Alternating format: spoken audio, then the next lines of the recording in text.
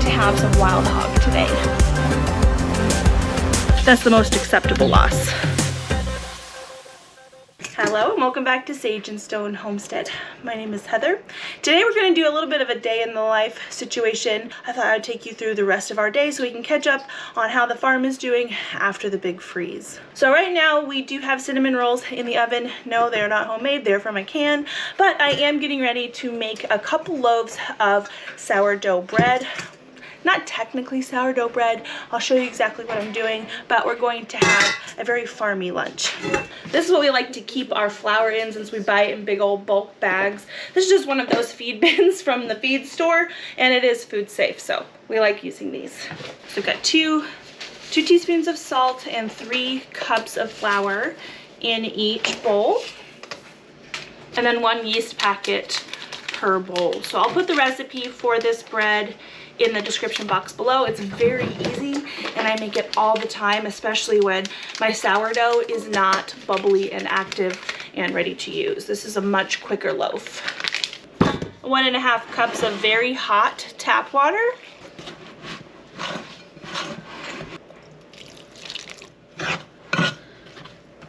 That's what I'm looking for. Then I'm just going to stick them in my microwave to act kind of like a proofing oven. It's going to keep them off of the counter and out of my way, and they need to stay in here and rise for another 2 to 3 hours.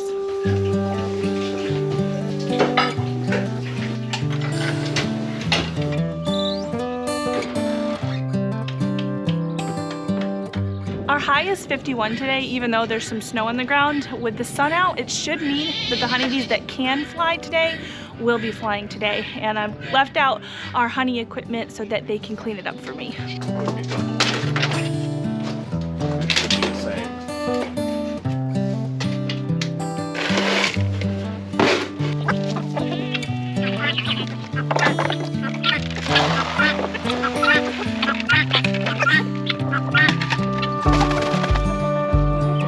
Miraculously, we suffered no chicken losses, and I really honestly expected to see some dead chickens that first morning of the freeze, because for some reason my chickens thought it would be a good idea to stay out in the rain that preceded that cold front, and some of the chickens did go to bed wet, but I guess their underlayer of down kept that wetness off of their skin, which was probably life-saving.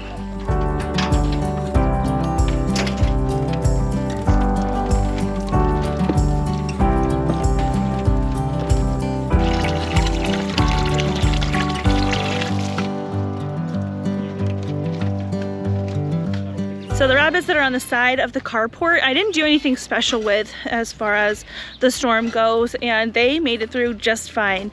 I think the rabbits were probably the least of my worries, because the rabbits can really handle a decent amount of cold, especially when they have a windbreak like they do. We like to build our outside hutches with little hideaways, and I think that really helped.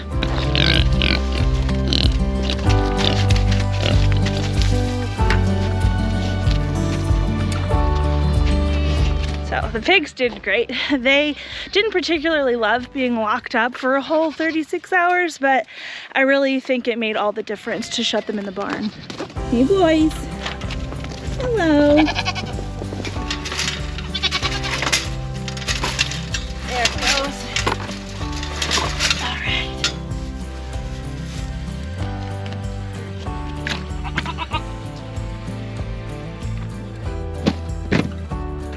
Sorry, buddy.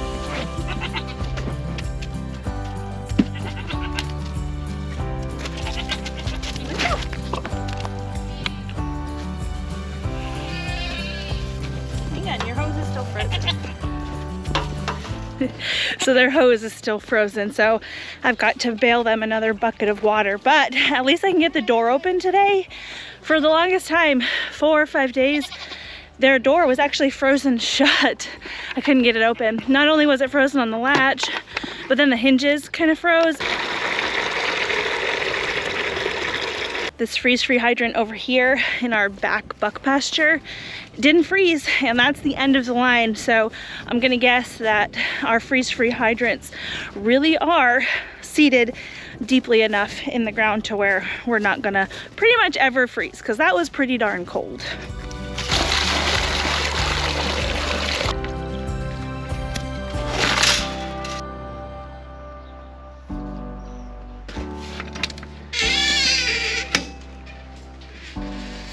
It's 81 in the greenhouse right now. So you are fogging up. So as expected, everything died in here. I didn't take any kind of measures to cover this with additional layers of like frost fabric or anything, just because it felt like there was no hope. So I put it out of my mind that we'd be getting any kind of brassicas this winter. But I do have a plan to start some brassicas for the spring garden really soon. So I've got that to look forward to.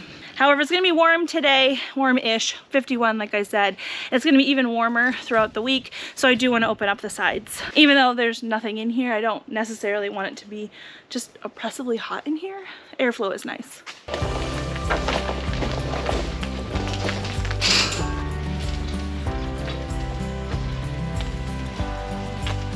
There. That's better. So I definitely see some activities over by the colonies. So I'm gonna throw this veil on and see what I can see.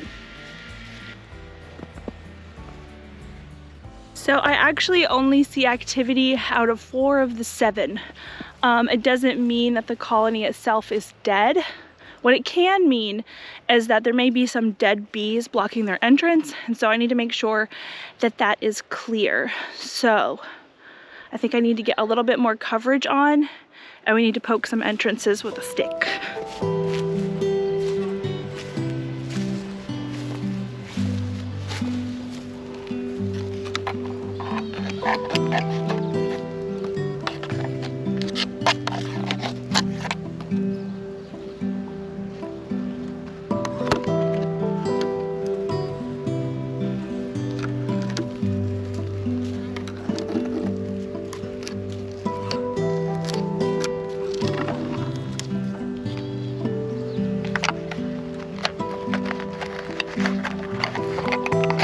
So it's actually possibly 3 that made it through, not 4.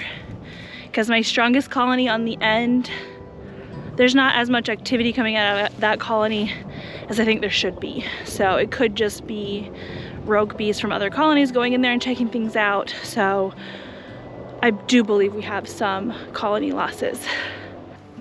Oh, I hear something in there. So there's a possibility that they just haven't warmed up enough to have the desire to fly. It's still early yet in the day, so maybe we'll check on them later. And as far as the barn goes, I have paper plates kind of littered everywhere. Paper bowls. It was kind of, we were just in survival mode and needing just to pass out waters as often as possible. And whenever a bowl got a hole in it or got too saturated, I just kind of threw it. So I have a little bit of cleaning up to do in here, but the barn only suffered 1 loss, and it was an older quail. So I've got some quail in here that are coming up on 3 years old. So their production is pretty much done at that point. I was just keeping them on because they were laying a little bit, but we did unfortunately lose 1 quail, and so I'll take it. Like, if that's all we lost in the barn, that's the most acceptable loss. When we wake, hear the birds and see the sun. Good girl, good girl. Side by side our fears are gone. Oh, the good times just begun.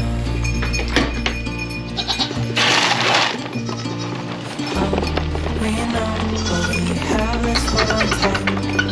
Found what we're looking for in life. Call us crazy, but things are finally right. With you and I, the future is bright. Oh, you and I, we got it.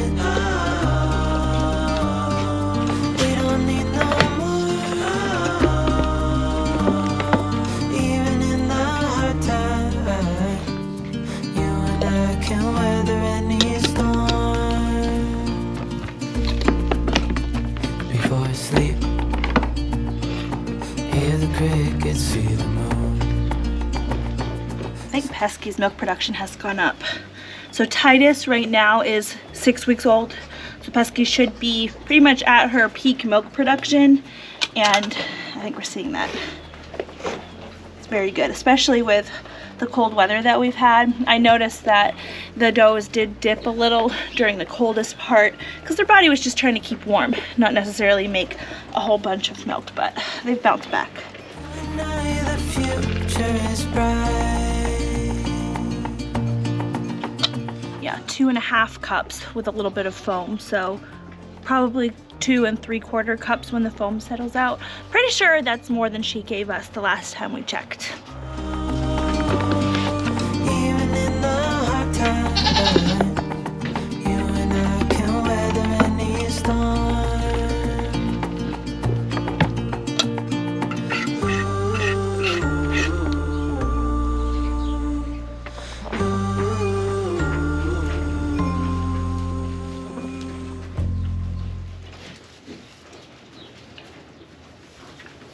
So little Idle in here, she's our next doe to kid. She's due to kid January 2nd, according to my notes, but I wouldn't be super shocked if she actually was bred on a later heat cycle, because her udder development, it is there. It's just not, I'm gonna be giving birth in 3 days kind of there. So we'll see what happens. You pretty girl.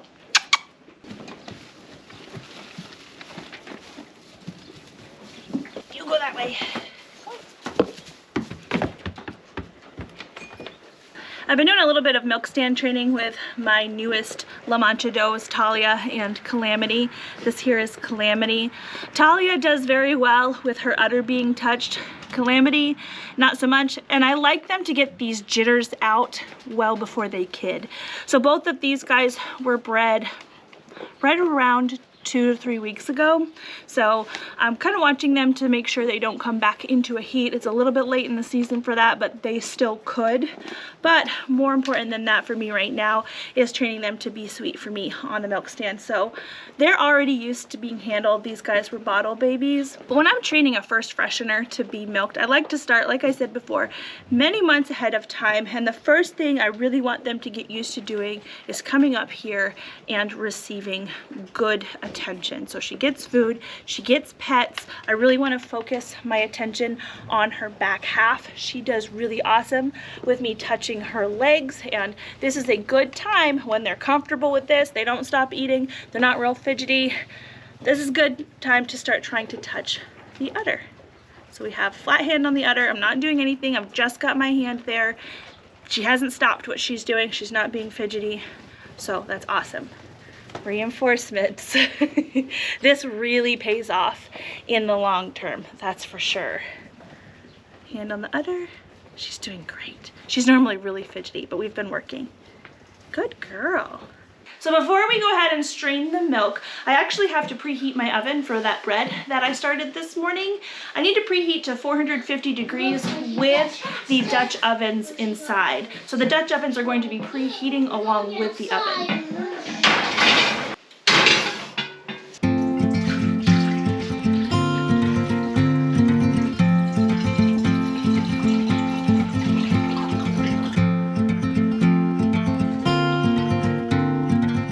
So one of my breads here, it did overproof, so it got a little bit more fluffy than I want. So I may have to add a little bit of extra flour to this for it to work well, but it should turn out good regardless. This is more what I'm looking for. So it's obviously more puffy, but it's not kind of watery, flat and watery. So we'll work with the overproofed one first. I'm just gonna pour this out onto my floured surface. Thanks, Molly, you can put that on the table. Like when she's in the room, she thinks this is scary and this. So because this is a no-knead bread, I am going to fold it over to get its shape. Starting on one side, and starting on the other side. And I'm gonna fold it over like that about 6 times. Now I'm going to flip this over seam side down onto a piece of parchment.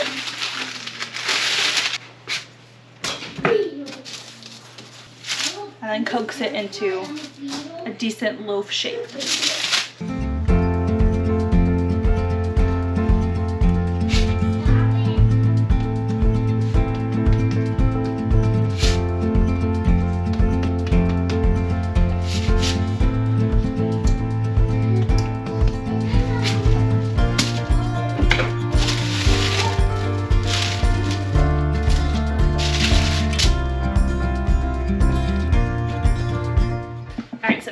preheated, I'm very carefully, with protected hands, lifting the dough with the parchment paper and putting it in the pans, replacing the lid, and then it's going to cook with the lid on for 30 minutes.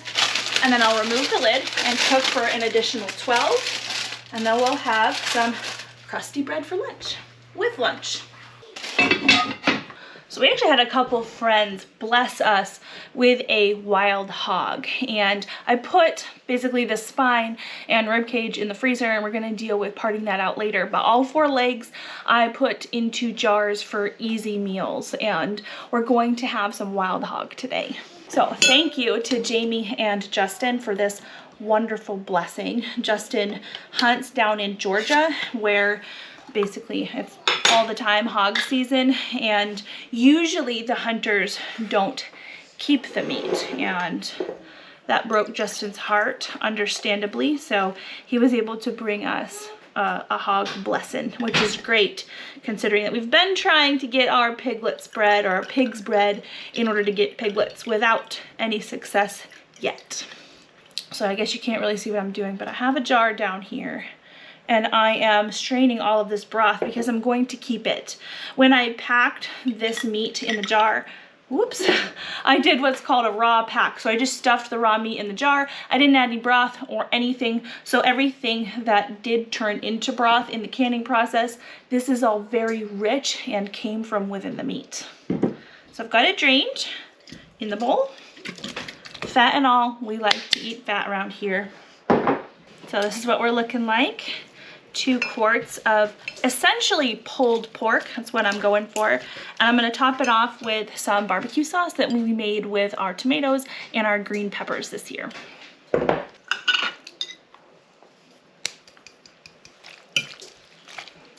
So essentially what I'm after here is basically a pulled pork sandwich. We're going to melt a little bit of cheese on top, and it should be very delicious. Yep, it needs a little bit more seasonings, and then we're perfect. I'll be adding some extra garlic, some chili powder, and then this stuff, smoked salt.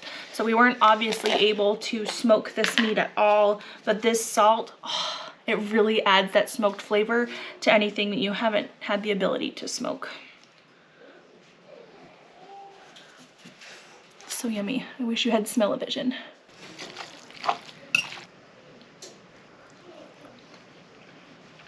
Yep, that smoked salt, it's a game changer. It's exactly what this needed.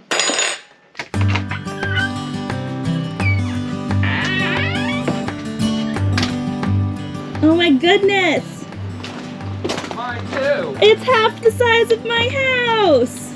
Nearly. It's gonna look a lot smaller when everything's on. That's okay.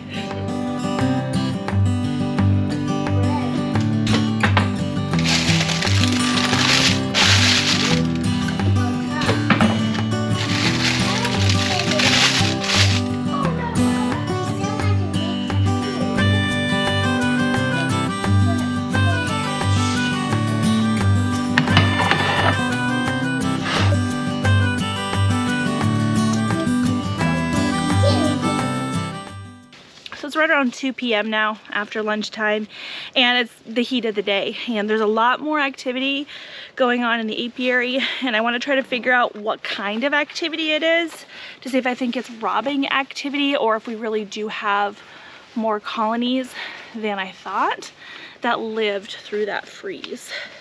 So I'm going to show you how I can attempt to tell the difference.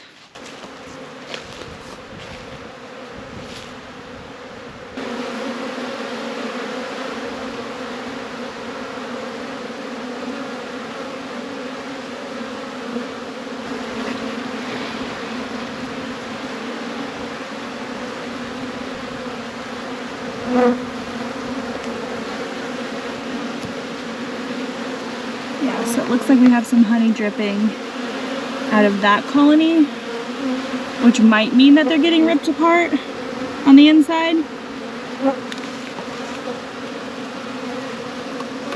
This colony looks like they're cleaning out their dead. I should probably add that robber screen back on. This little colony, it's at least got, oh yeah, they're taking out their dead too. Can you see that? Sometimes you can tell if a colony is getting robbed if the robbing bees are really just trying to get into the colony at every possible angle. And when I was down here just a little bit ago, it looked like some of the bees were trying to get in through the back of the colonies and the back of the hives where, you know, there is no entrance. And that to me seemed like a telltale sign, but gosh, maybe not.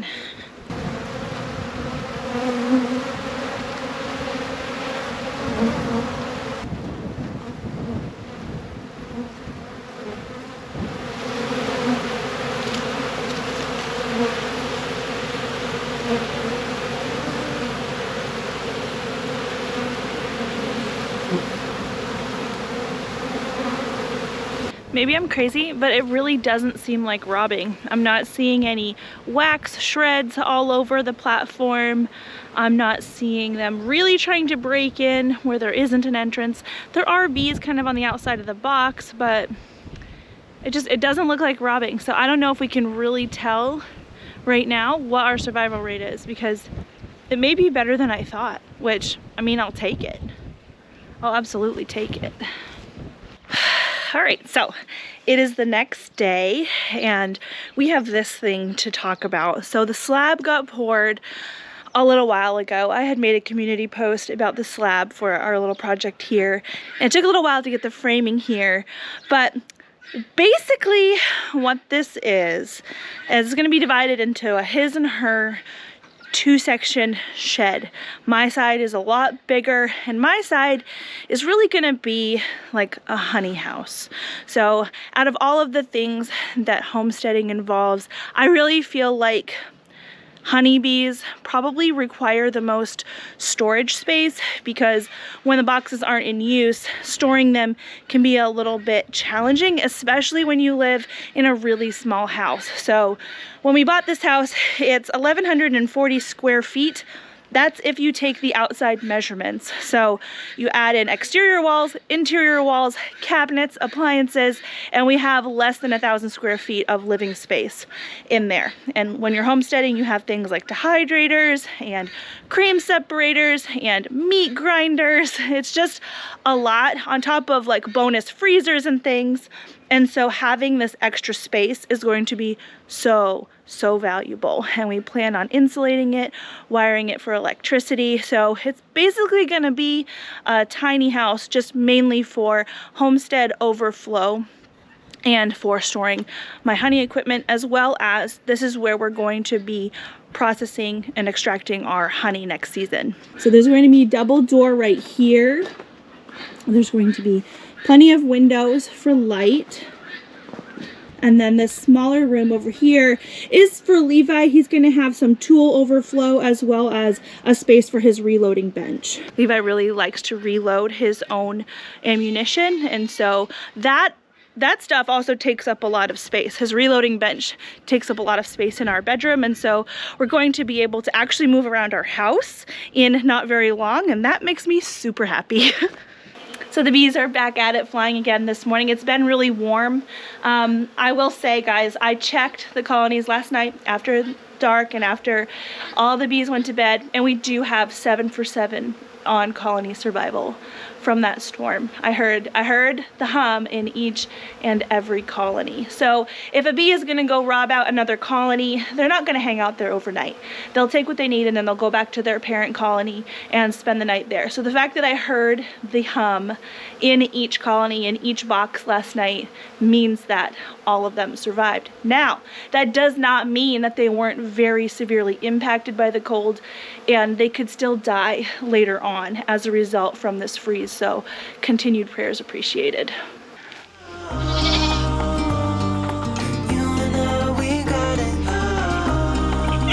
You're a good boy.